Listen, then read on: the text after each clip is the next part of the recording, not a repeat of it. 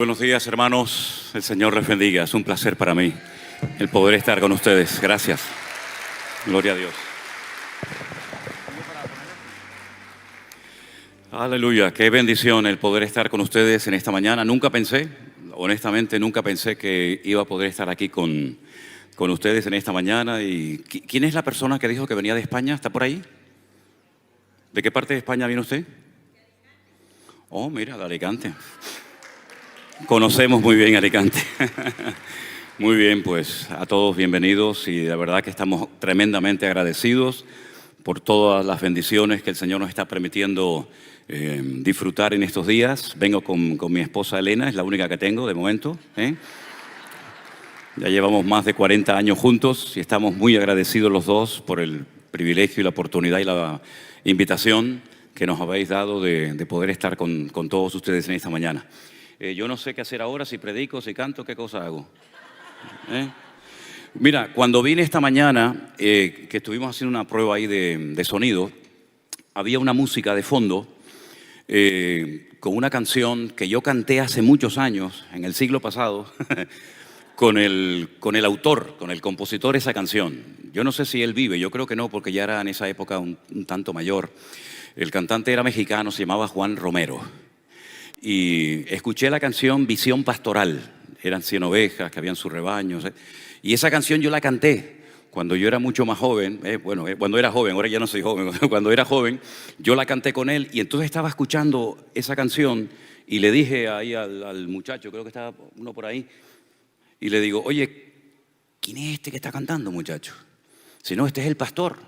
Digo, ¿este es el pastor? ¿Y para qué me invitan a mí a cantar con la voz que tiene este hombre? La verdad es que me impresionó la tremenda voz que tiene el pastor, me gustó muchísimo y seguramente vamos a cantar en esta mañana, pero yo les voy a pedir un favor, que cerremos un momentito los ojos todos y ahí donde usted está en esta mañana sentado y los que están escuchándonos en sus hogares, usted le pida a Dios una cosa. Señor, si tú tienes algo para mi vida, háblame claramente. De tal manera que yo cuando me vaya de esta reunión, yo pueda decir, hoy Dios habló a mi corazón. Que cuando usted salga por esas puertas, usted pueda decir, algo especial hizo el Señor en mi vida. Aquí no venimos a perder el tiempo, no venimos a ver a personas. Aquí venimos a tener un encuentro personal con nuestro Dios. Y el Señor tiene bendiciones y enseñanza y muchas cosas que decirnos a todos y a cada uno de sus hijos. Así que dígale, Señor, yo en esta mañana necesito oír tu voz claramente en mi corazón, en mi vida. Yo te pido humildemente, Señor, que tú nos hables a través de tu hermosa y poderosa palabra. Porque no hay nada más hermoso que saber que Dios ha hablado a mi vida. Tú conoces nuestras vidas, nuestras necesidades, nuestras limitaciones. Tú conoces todo de nuestras vidas. Y tú sabes, Señor, que necesitamos palabra de lo alto. Abrimos nuestros corazones para que tú nos digas y nos muestres todo lo que tenemos que aprender en el día de hoy. En el nombre de tu amado Hijo Jesús. ¿Cuántos dicen amén? Amén. Dios les bendiga, hermanos. Miren, por favor que alguien me indique cuando ya me voy excediendo del tiempo. Porque yo el reloj que tengo las 3 menos 10 de la tarde. Porque esta es la hora de las Islas Canarias, porque siempre quiero saber qué hora tenemos allá. Entonces, lo digo en serio, no sé si hay alguien encargado de eso, pero si tú eres tan amable, cuando me falten unos minutos, tú me dices, corta ya. ¿Ok? Vale. Segunda de Tesalonicenses, capítulo 2, es una porción que quiero leer con ustedes en esta mañana. Hemos orado al Señor para que el Señor nos muestre en este año la línea de enseñanza que tenemos que transmitir. Y Él puso en nuestros corazones que tuviéramos el corazón abierto y pedirle al Señor continuamente que nos haga entendidos en los tiempos. Me da mucha tristeza cuando hablo con creyentes que llevan muchos años en las congregaciones, incluso hasta en el ministerio, y me dicen, mira, yo de este tema yo no conozco nada. Yo les voy a contar una pequeña anécdota antes de leer la porción bíblica. Y es que una vez en Cataluña me invitaron un grupo de pastores para dar durante una semana unos estudios acerca de las profecías de Daniel, Apocalipsis, Ezequiel, etc. Y yo me quedaba en la habitación con otro pastor. Y una noche él me dice, ¿tú sabes una cosa, Manuel? Yo nunca en mi vida he dado un estudio exhaustivo y profundo de las profecías bíblicas. Y le dije, ¿y por qué? Dice, porque no entiendo nada. No sé nada del tema este. Para mí es algo nuevo. Y ya digo, es una lástima ver la cantidad de creyentes que no saben nada acerca de lo que está ocurriendo y de lo que está próximamente a ocurrir. Algunos creyentes hasta me dicen, es que a mí me da miedo el libro del Apocalipsis y no lo leo. Pero es que el libro del Apocalipsis no se escribió para meterle miedo en el cuerpo a nadie, mijo. El libro del Apocalipsis tiene que ser el libro más leído por la iglesia en estos tiempos. Porque hay muchas cosas que ahí están escritas que tú y yo las vamos a ver. Y tenemos que saber qué es lo que Dios está tratando de indicarnos. Y no tener una agenda única y exclusivamente personal y pretender meter a Dios en mis planes y en mi agenda personal. Sino decir, Señor, ¿cuál es tu agenda? ¿Cuáles son tus propósitos? ¿A dónde quieres llevar a tu pueblo? Yo tengo en mi corazón que desde el año 2020, que fue el tiempo de la pandemia, Dios viene hablando claramente a la iglesia como hacía siglos que no hablaba tan claramente a su pueblo. Algunos captaron el mensaje y otros todavía están en la inopia, no se han enterado de nada. Pero yo creo que el Señor está hablando de una forma tan clara, tan directa.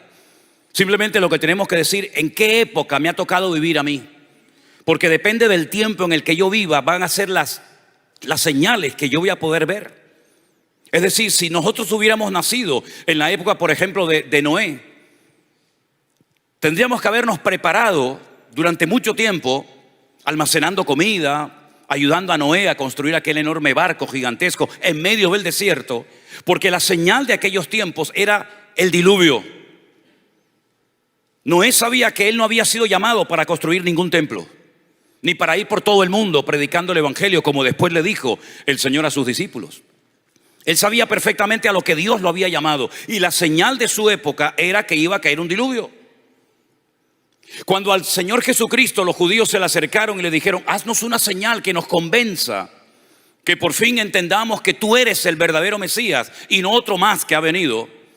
Él dijo, la generación perversa y maligna está todo el santo día pidiendo señales, pero esta generación, la única señal que va a haber es la señal del profeta Jonás.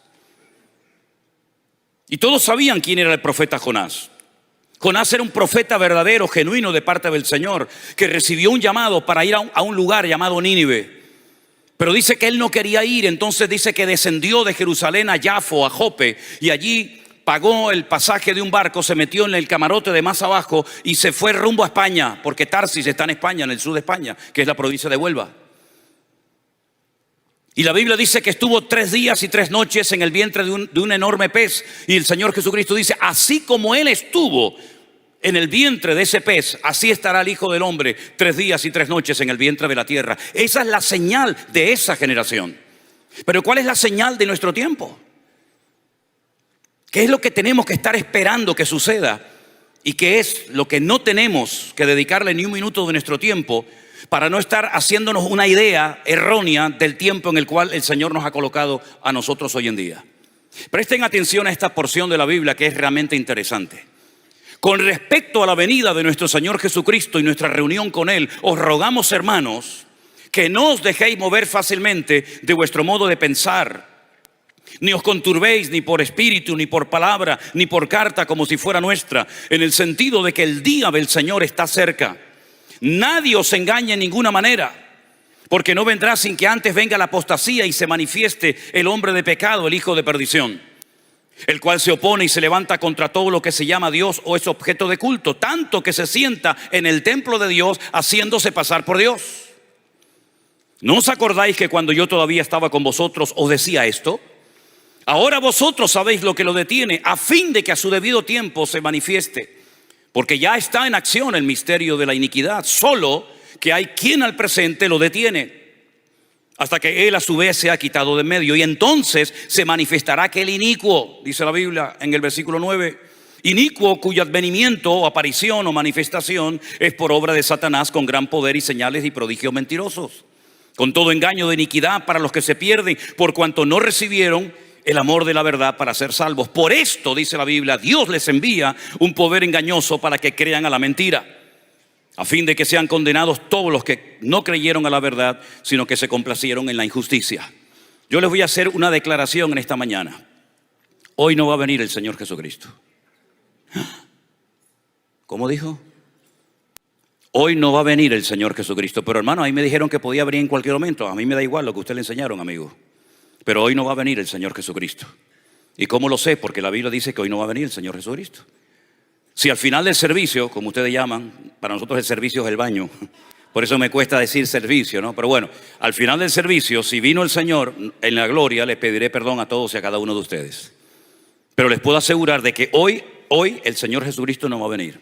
Mañana usted se va a levantar y va a volver a ir a trabajar y va a sus estudios o a lo que se dedique.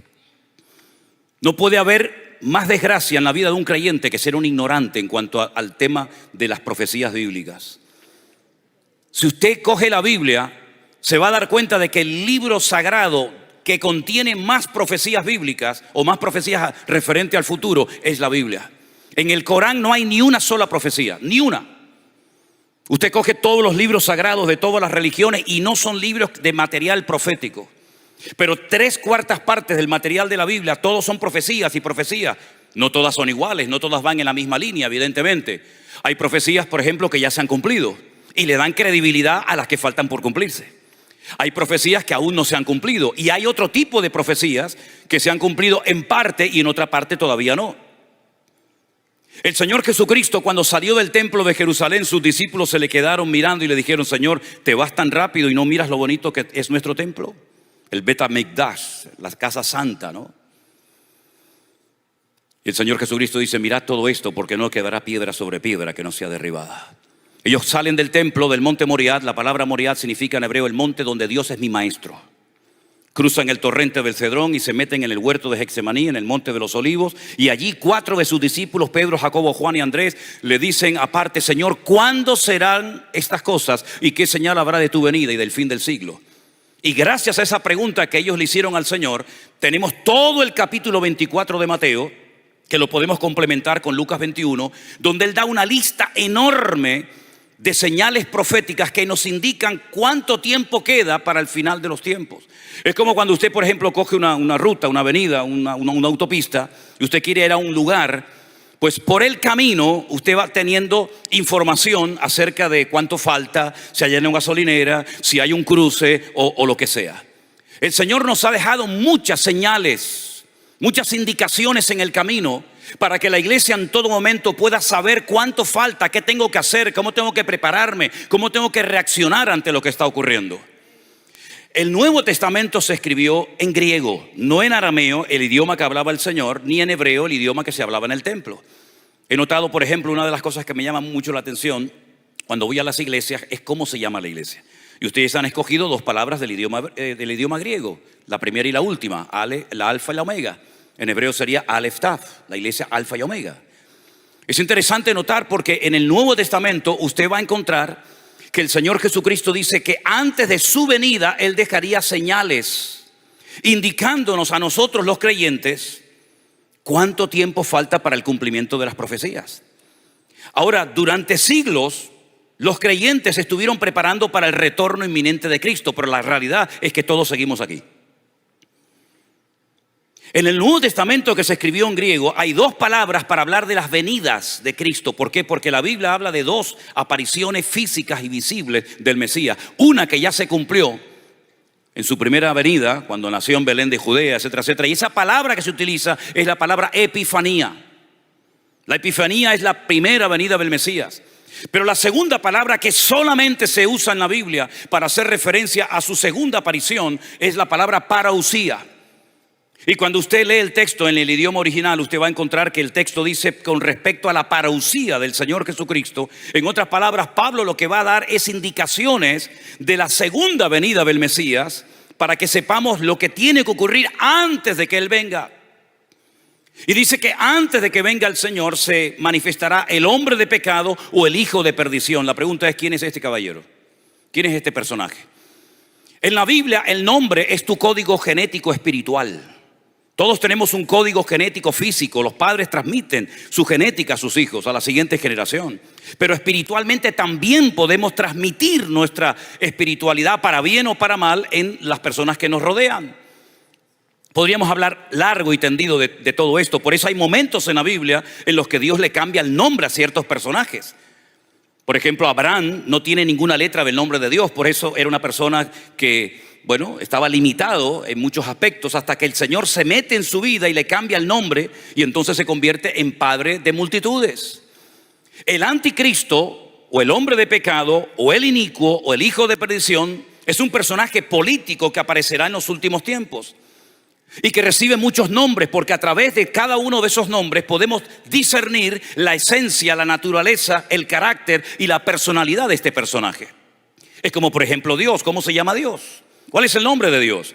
Tenemos muchos nombres para Dios. Tenemos muchos nombres para el Señor Jesucristo, cientos. Y tenemos muchos nombres para el Espíritu Santo: Espíritu de vida, Espíritu de adopción, Espíritu de gracia, Consolador, etcétera, etcétera. El anticristo es un personaje político que recibirá un poder político, económico y militar sin precedentes en la historia de la humanidad. Es un personaje con un carisma impresionante, porque, si me permiten la expresión, es la última bala que le queda al diablo en la recámara de su revólver. El diablo ha intentado a lo largo de la historia destruir al pueblo de Dios, borrar la presencia de Dios de la faz de la tierra. Caín se conformaba con matar a Abel, pero Satanás va mucho más allá que el espíritu asesino de Caín. El diablo lo que quiere es arrasar a Dios de la faz de la tierra. Muchas personas a lo largo de la historia intentaron quitar cosas para que no hubiera referencia del nombre de Dios. Por ejemplo, los 3 jóvenes en Babilonia, que tienen nombres todos terminados en él, lo que dice él es Dios, les cambiaron el nombre. ¿Para qué? Para que no tuvieran recuerdo de que ellos eran adoradores y servidores de Dios. Les cambiaron el nombre. Los querían cambiar por fuera, pero no lo lograron cambiar por dentro, gracias al Señor, ¿verdad? Adriano, el emperador de Roma, dijo: esta ciudad nunca más se va a llamar Jerusalén, la ciudad de la paz, sino que se va a llamar Aelia Capitolina, para que nunca nadie recuerde que existió un día en la historia una ciudad llamada Jerusalén. Y al país de Israel, Israel es un nombre muy interesante. Tiene la letra Yod, Shin, Resh, Aleph, Lamed. Cada letra es un estudio bíblico. La primera hace referencia a Isaac y a Jacob. La segunda hace referencia a Sara, así sucesivamente.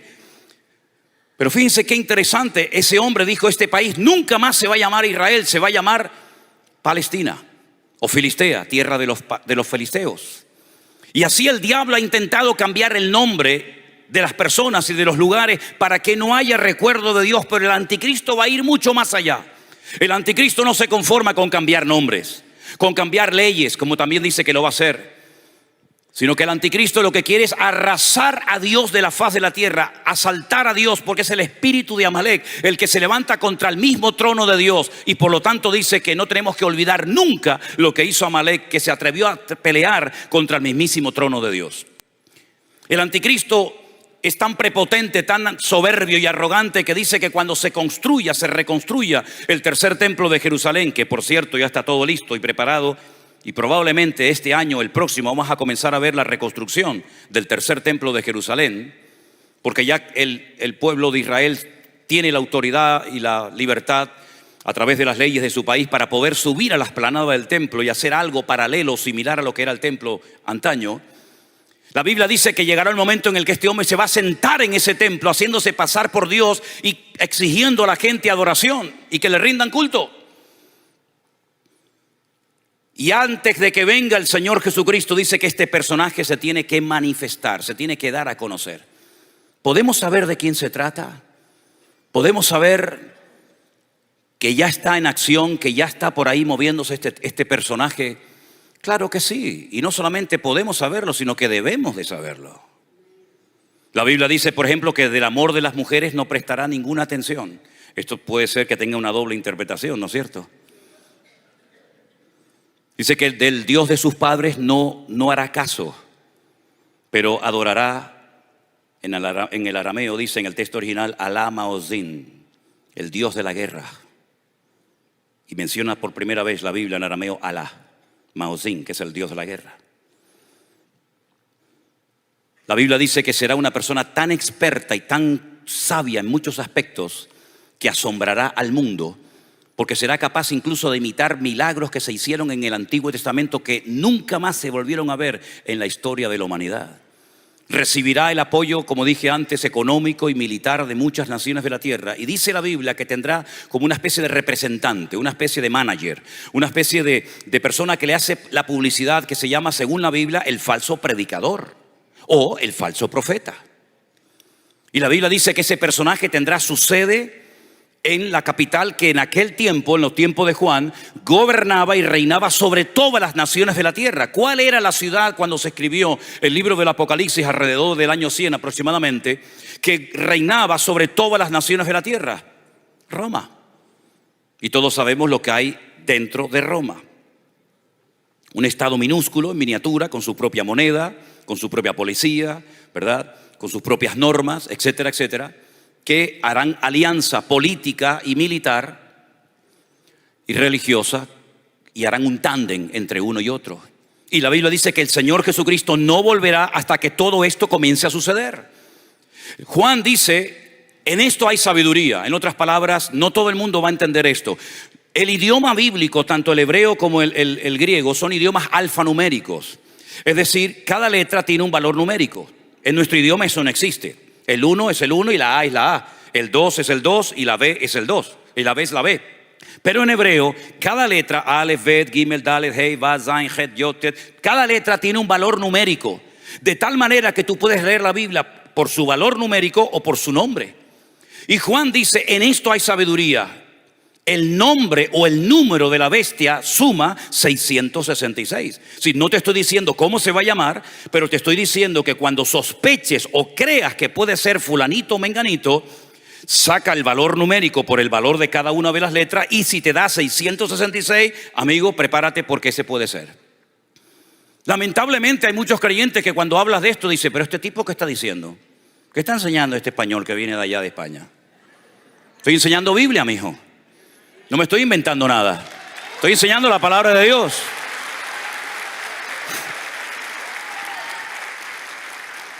Entonces, ¿cómo no vamos a leer el libro del Apocalipsis si estamos a punto de ver cosas que ninguna generación de creyentes ha visto a lo largo de su historia?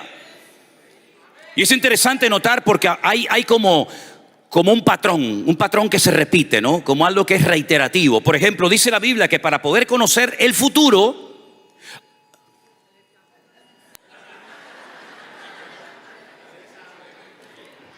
¿eso qué fue? Ahí viene. Tranquilo, no pasa nada. Dice la Biblia que para conocer el futuro hay que conocer el pasado. Es una regla de oro de la hermenéutica bíblica. La hermenéutica es la ciencia que nos ayuda a la correcta interpretación de los textos bíblicos. Dice el libro de Eclesiastés, ¿qué es lo que será? Lo mismo que fue. Es decir, que Dios te cuenta el futuro en tiempo pasado. Y de hecho, cuando tú lees la Biblia en el texto original en hebreo, te das cuenta de que tú estás leyendo algo como que ya sucedió, pero resulta que te lo está contando en tiempo pasado, porque en Dios no hay presente, pasado ni futuro, sino que Él es un tiempo presente permanente. Y Dios te cuenta lo que aún no ha ocurrido, mi hermano. Miren qué interesante esto. Me queda tiempo, ¿no? Miren qué interesante esto. Juan está en la isla de Patmos y le muestra al Señor una visión donde dice que ve una multitud con ropas blancas de todas las naciones, pueblos, tribus y lenguas, que nadie podía contar de la cantidad de gente que había en aquella masa. Y uno de los ancianos en la visión que tiene Juan le dice, ¿estos quiénes son? ¿Y de dónde han salido esta gente? Y Juan llora y le dice, yo no lo sé, Señor, yo no sé quién es esta gente, ni de dónde vienen. Y le dice, escucha bien, estos son los que han salido de la gran tribulación y aún no ha empezado. Pero ya en la profecía es como algo que ya sucedió. ¿Por qué? Porque el Señor conoce perfectamente el futuro. A Él no se le esconde absolutamente nada. Él lo sabe absolutamente todo. Qué ridículo cuando Adán intentó ocultarse y esconderse de Dios. Nuestra Biblia, que fue traducida por un cura español de la ciudad de Sevilla, llamado Casimiro de Reina, cuando él comenzó a traducir el texto original, él se dio cuenta de que hay letras en el hebreo que son 4 preposiciones, pero tiene que escoger una sola. Y entonces dice que Adán se escondió entre los árboles del huerto, pero el texto original realmente dice que Adán se metió dentro de un árbol, porque en y entre es la misma preposición en hebreo. Porque dice que se ocultó de Dios. Oí tu voz, tuve miedo y me escondí. ¿De dónde te vas a esconder de Dios, mijo? Si Dios lo ve todo, Dios lo conoce todo. No hay nada que Dios no conozca, Él lo sabe todo. Por eso, mis queridos hermanos, Moisés, cuando vuelve a Egipto, el Señor sale en el camino para matarlo. Y uno dice, ¿cómo sale en el camino? Me acabas de llamar para que vaya a Egipto y ahora voy a Egipto y me quieres matar. ¿Qué cosa es esto? Y uno sigue leyendo y dice, porque el hijo de Moisés no estaba circuncidado. ¿Y quién se va a dar cuenta que mi hijo no está circuncidado? ¿Es que acaso eso es una cosa que se ve por fuera? Pero es que lo que el ojo del hombre no ve, Dios sí lo ve. Y tú vas a predicar en Egipto algo que no estás viviendo en tu casa. Así que empieza a predicar en tu casa antes de ir a los egipcios a predicarle la palabra. No, nadie se va a enterar. Que no se va a enterar nadie. Pero Dios sí lo sabe todo lo que haces. En intimidad y en lo público. Entonces dice la Biblia que antes de que venga el Señor tenemos que estar preparados, porque los cambios políticos, sociales y económicos que va a experimentar, que ya está experimentando el mundo, son tremendos. El día 7 de octubre de hace 2 años ocurrió algo que no había ocurrido desde los tiempos de la Shoah, desde los tiempos del holocausto nazi en la Segunda Guerra Mundial. Nunca Israel podía imaginarse que iba a sufrir la catástrofe que ha sufrido, que hasta el día de hoy aún no se han recuperado. Y ocurrió y lo vimos casi en tiempo real en nuestras pantallas. Y es que hoy en día las redes sociales nos permiten ver en tiempo real cosas que están ocurriendo en la otra parte del mundo. Por lo tanto, ya no hay excusa para vivir atontados y perdidos, sino que tenemos que estar velando y orando, dice la palabra de Dios, porque Cristo viene pronto, mi querido hermano. Y no perder el tiempo en vanidades ni en estupideces. Pero además de eso, el texto que hemos leído en esta mañana dice, pero aparte de manifestarse el inicuo, el hombre de pecado, el hijo de perdición, Daniel lo llama el cuerno pequeño y Juan lo llama el anticristo. Es el mismo, con distintos nombres, el mismo perro con distinto collar. Dice que además se tiene que manifestar la apostasía. ¿Y qué es eso? La apostasía no solamente es volver atrás de una fe que un día tuviste. Permítame, yo no sé lo que ustedes creen. Yo no sé si están a favor o en contra de lo que voy a decir. A mí me da igual, pero yo le voy a decir lo siguiente. Hay gente que dice, no, yo me convertí y ya nadie se puede desconvertir. Es decir, salvo siempre es salvo. Bueno, ok, vale, usted puede pensar lo que quiera porque para eso es libre. Pero yo le voy a decir lo que dice la Biblia. La Biblia dice, hermanos, último capítulo de Santiago. Hermanos, si alguno de entre vosotros se ha extraviado de la verdad, sepa que el que haga volver al pecador del error de su camino, salvará de muerte un alma y cubrirá multitud de pecados. Eso dice la Biblia. Libro de Apocalipsis dice, y al que venciere, luego si no vence, esto no es para ti, al que venciere no borraré su nombre del libro de la vida, sino que confesaré mi nombre delante de mi Padre. Entonces la apostasía no es solamente dar marcha atrás de una fe que tuviste, como por ejemplo Pedro. Pedro en un momento de su vida se convirtió en un apóstata. Tú eres uno de ellos. No, yo no sé, tú eres uno de ellos, pero si es que hablas como ellos. Y entonces cuando el Señor Jesucristo resucita el tercer día, le dice a María Magdalena, dile a mis discípulos, y a Pedro, que vayan a Galilea que quiero hablar con ellos. ¿Por qué no dice dile a mis discípulos y ahí mete a Pedro? Porque tú dijiste que no me conoces. Y si no me conoces, ni tú quieres saber nada conmigo, ni yo contigo tampoco. Pero como yo soy Dios, y yo soy un Dios que restaura, perdona y olvida el pecado, dile que también suba, que yo lo voy a ayudar a restaurar otra vez su vida. Bendito sea Dios. Mi discípulo y a Pedro. Así que la apostasía es mucho más que una persona que conoció, se enfrió, se apartó, se volvió atrás y bueno, etcétera, etcétera. La apostasía es la pérdida total y absoluta de valores y de principios morales y espirituales. Estamos en una época de relativismo, donde todo vale.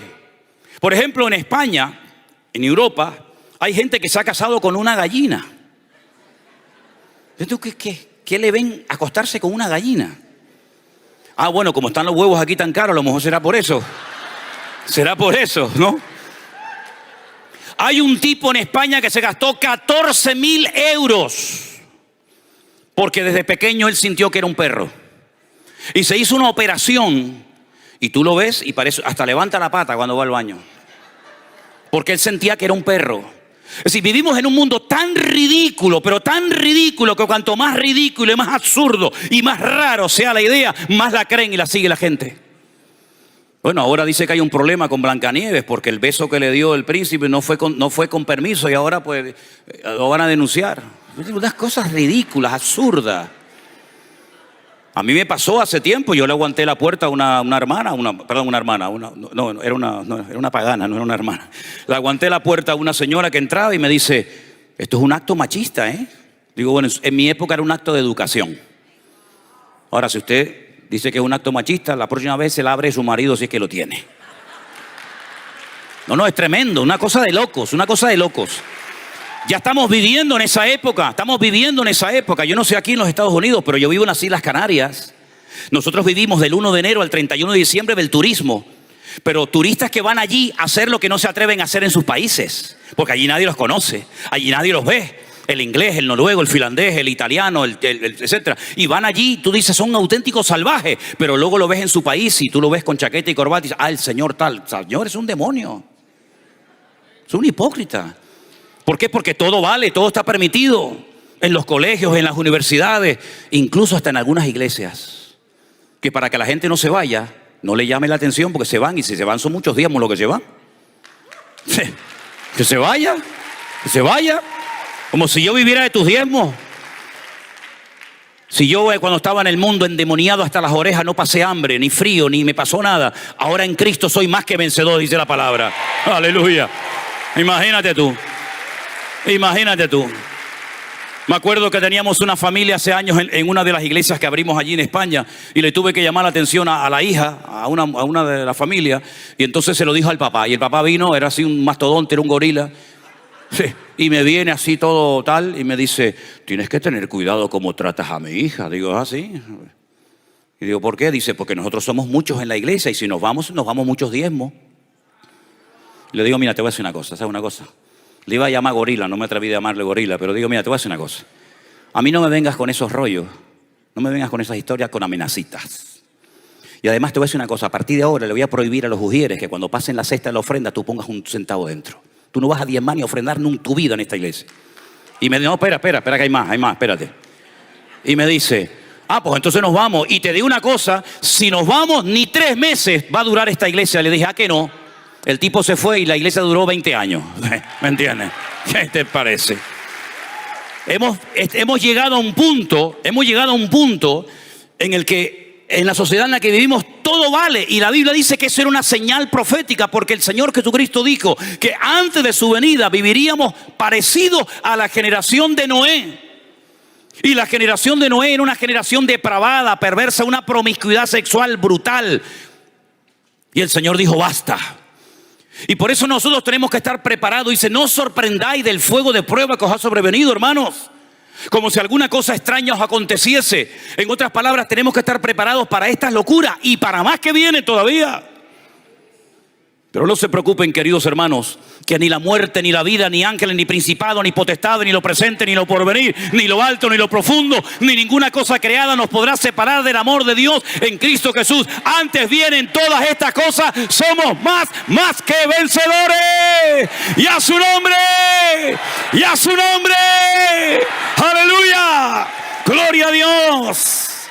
Sí, el mundo va de mal en peor, pero nosotros vamos de gloria en gloria, de victoria en victoria, de bendición en bendición y de triunfo en triunfo. Ese es el diseño de Dios para la iglesia. Pero la iglesia tiene que tener base.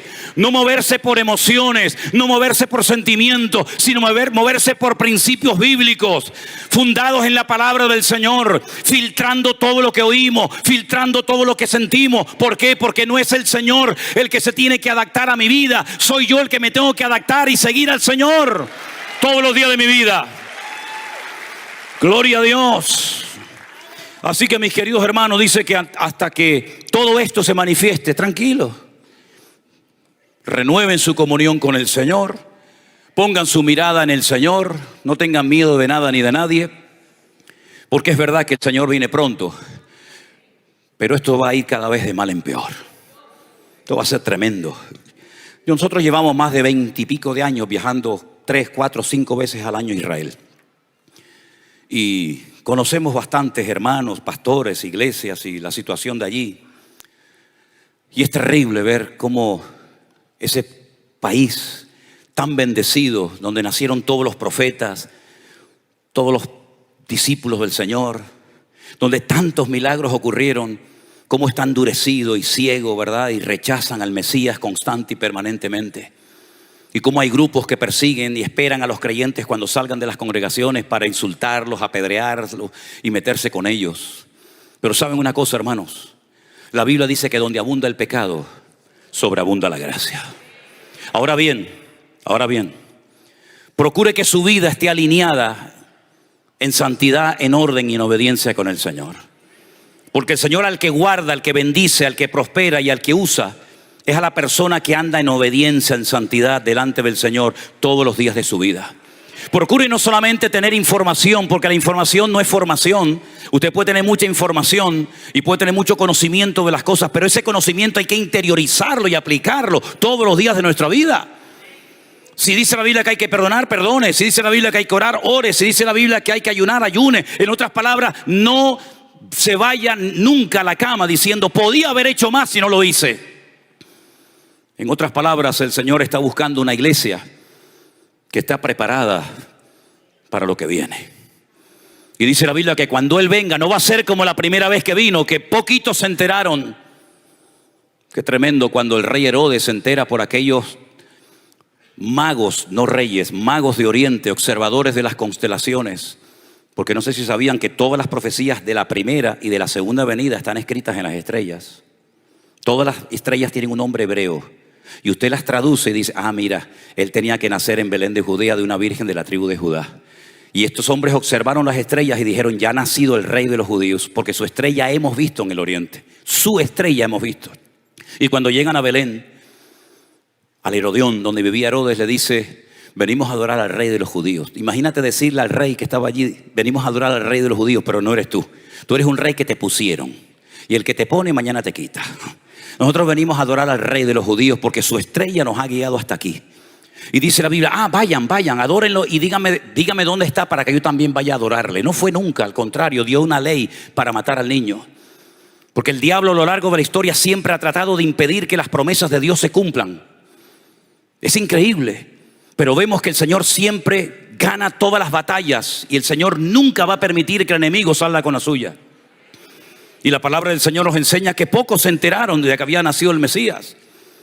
Sin embargo, cuando Él venga en su segunda venida, dice que todo ojo le verá. Toda rodilla se doblará. Toda lengua confesará que Él es el Señor para gloria de Dios Padre. Aleluya. Y cuando Él venga, dice la palabra de Dios que Él pondrá sus pies sobre el monte de los olivos. Y el monte de los olivos se partirá en dos. Y entonces vendrá a poner su gloria, su reino y su gobierno en la faz de la tierra. Gobierno que el hombre rechazó en el jardín del Edén, saliéndose de la cobertura divina, saliéndose del paraguas protector del Creador. Se ampararon bajo la sombra del engañador y del mentiroso diablo. Y por eso el Señor Jesucristo, cuando viene en su primera venida, dice: el reino, el gobierno de Dios se ha acercado a vosotros. Arrepentíos para que podáis volver otra vez a conectaros con el reino y con la gobernabilidad de Dios. Pero en su segunda venida, cuando Él venga, dice que pondrá su trono en Jerusalén y todas las naciones tendrán que subir de año en año para adorarlo y para rendirle pleitesía. Pero no tienes que esperar a que Él venga. Hoy tú puedes comenzar a adorar al Rey y puedes poner tu vida en sus manos. Solamente es cuestión de decir: yo entiendo que soy un pecador y quiero pedirte perdón.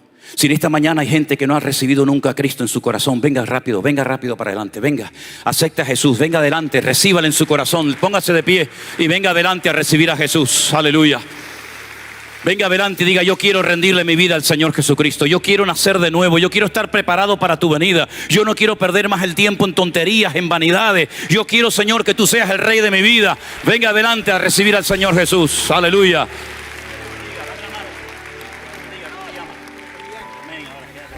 Gloria a Dios. Vengan a recibir a Jesús. Es lo más bonito, lo más grande que te puede pasar en la vida. Dios te bendiga. Un placer conocerte. Dios te bendiga. Alguien más que quiere recibir a Jesús, venga rápido para acá. Aleluya. Gloria a Dios. Dios te bendiga, doña. Gloria a Dios. Arrímense más para acá. Gloria a Dios, gloria a Dios. Si hemos tenido que dejar nuestras hijas en España y viajar miles de kilómetros para venir aquí a hablarte de Cristo, ha merecido la pena. Gloria a Dios. Hola. Qué bueno, gloria a Dios. Dios es bueno. Qué gracias, gracias Señor, gracias Señor. Dios le bendiga, doña. ¿Cómo se llama usted? ¿Cómo se llama? Blanca. Blanca. Blanca por fuera y blanca por dentro. Lo veo todos los días. No. Lo quiero mucho. Miren, hermanos, cierren sus ojos. Pido a la iglesia que esté orando, porque este es el momento más lindo y más hermoso de la vida. Oh, gloria a Dios. Diga conmigo en alta voz: Señor Jesucristo, perdóname por los pecados que cometí a lo largo de mi vida. Yo sé que tú moriste en la cruz por mis pecados. Me rindo a ti, mi Señor. A partir de hoy, tú serás mi Señor y mi Salvador. Inscribe mi nombre en el libro de la vida. Te confieso públicamente como el Salvador de mi vida. Me rindo a ti, Señor. Me rindo a ti, Señor. En el nombre de Jesús. Vamos a orar por ustedes. Señor, te doy gracias por estas almas. Gracias por estas vidas, Señor. No hay nada más lindo, no hay nada más maravilloso en la vida que rendirle la vida al Señor Jesús. Aquel que nació en aquel pesebre, en aquella choza humilde, porque no te querían en ninguna parte. No querían darte lugar, Señor. Pero hoy te damos lugar en nuestras vidas. Te echaban de todas partes, Señor. Te llamaban lunático. Decían que echaba fuera los demonios por Belcebú. Decían, vete a otros lugares. Oh, Señor, qué terrible venir a una humanidad que te rechazó y te clavó en una cruz. Pero también cuántos te recibieron, cuántos te aceptaron, Señor. Y qué hermoso que han pasado los siglos y todavía sigues tocando vidas y corazones. Todavía hay gente que se quebranta por el poder de la palabra. Todavía hay gente que te ama y te honra y te sirve. Oh, Dios mío, gracias, gracias por tanta misericordia, tanta paciencia, tanta misericordia con nuestras vidas. Saben, hermanos, si no fuera por la gracia de Dios, tú y yo no podríamos estar aquí parados. ¿Cuántos amigos míos murieron? ¿Cuántos cayeron en la cárcel, en las drogas? Dios ha tenido inmensa misericordia con nosotros. ¿Y sabes qué? No hay ningún mérito personal en lo que hacemos. Esto es lo que teníamos que haber hecho siempre. Pero el Señor es bueno y respalda su palabra. Y ahora dice la Biblia que hay gozo en el cielo, porque almas han aceptado al Señor. Fuertes aplausos a nuestro Dios. Saluden a estas personas, salúdenles. Aleluya. Tenemos un regalo para ustedes. Un viaje gratis a Israel, un coche. Dime.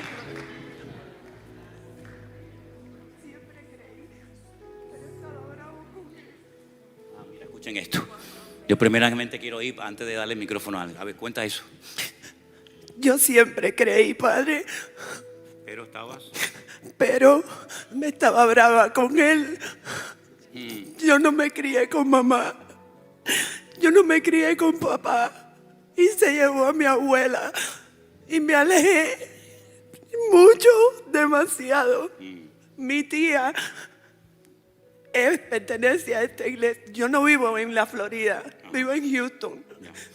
Y llegué tarde y no sé ni siquiera dónde está sentada.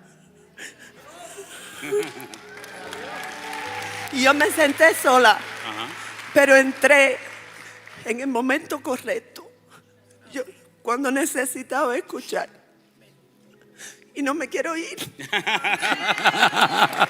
No te vayas, no te vayas. Dios te bendiga. Qué bueno. Gloria a Dios. Gloria a Dios. Qué bueno nuestro Dios. Aleluya. Y no me quiero ir, decía ella. Oh, gloria a Dios. Qué bueno, gracias al Señor. Es una mañana de victoria. ¿Cuántos dicen amén? Aleluya. Aleluya. Aleluya. Qué bueno es Dios.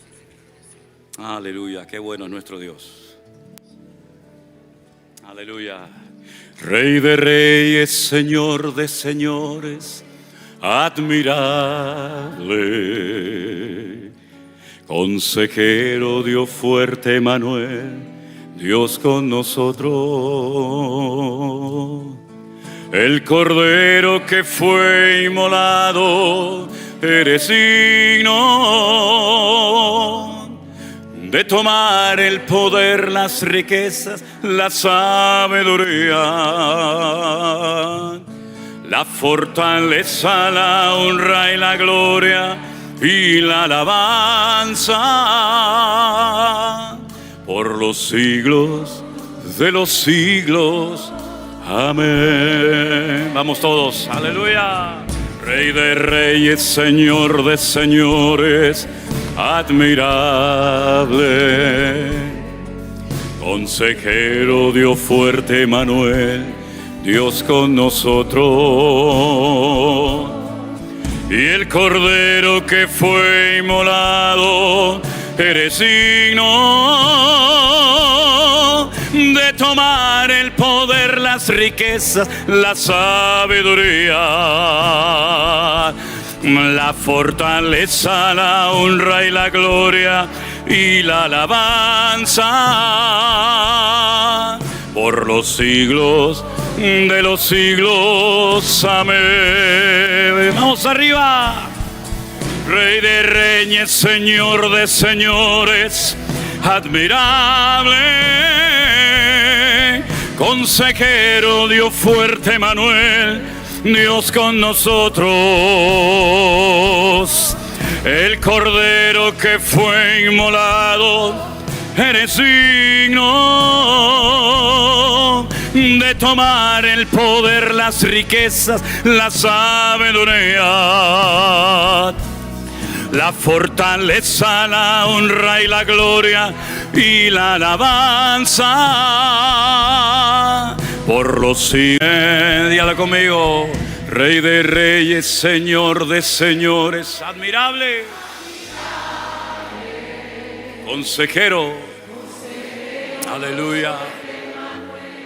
Dios con nosotros. Amén. Aleluya. El Cordero. Eres digno de tomar el poder, las riquezas, la sabiduría. Vamos, aleluya. La fortaleza, la honra y la gloria y la alabanza